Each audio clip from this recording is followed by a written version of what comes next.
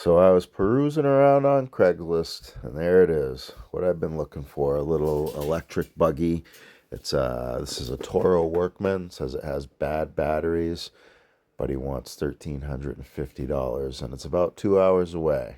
And that fits in with my battery stuff, so I figure I'm gonna take the trip down and see if we can get a deal on that. And just like magic, there it is. All right, so the report on this thing is that it needs a set of batteries, and that hasn't been verified, I guess.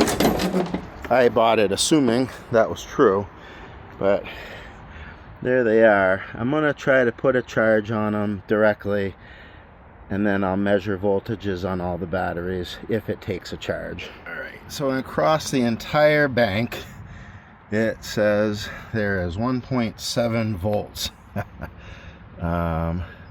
So let me adapt this thing to 48 volts, and then let's see if it'll charge.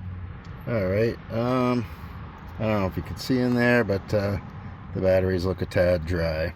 Okay, so I tried charging the batteries. They would not take a charge, or they're foobarred. They're all dry, they're all swollen up, you know, they're junk. So that's okay, I expected it. So I'm gonna start out, I'm just gonna put 4 12-volt batteries in and hook it up just to see if everything's operational. And if it is, then I'm gonna move forward with getting a lithium setup for this.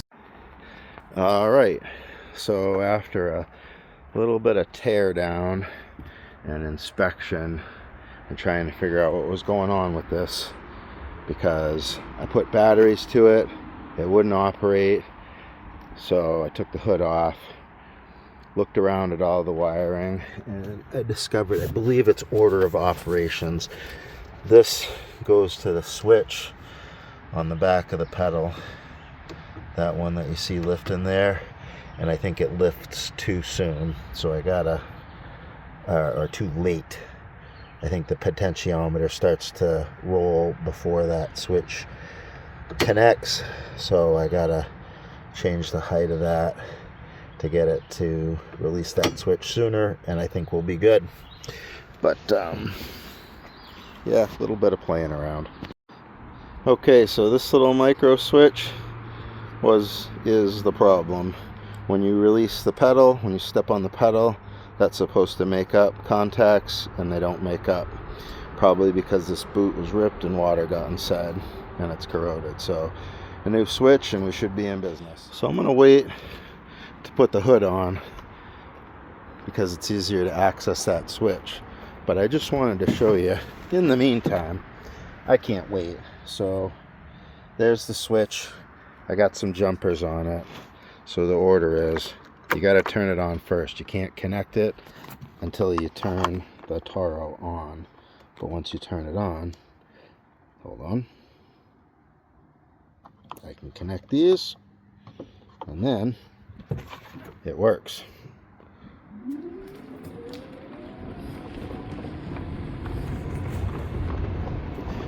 So that's pretty sweet. And then the reverse works also. It's just a switch. I got my backup alarm.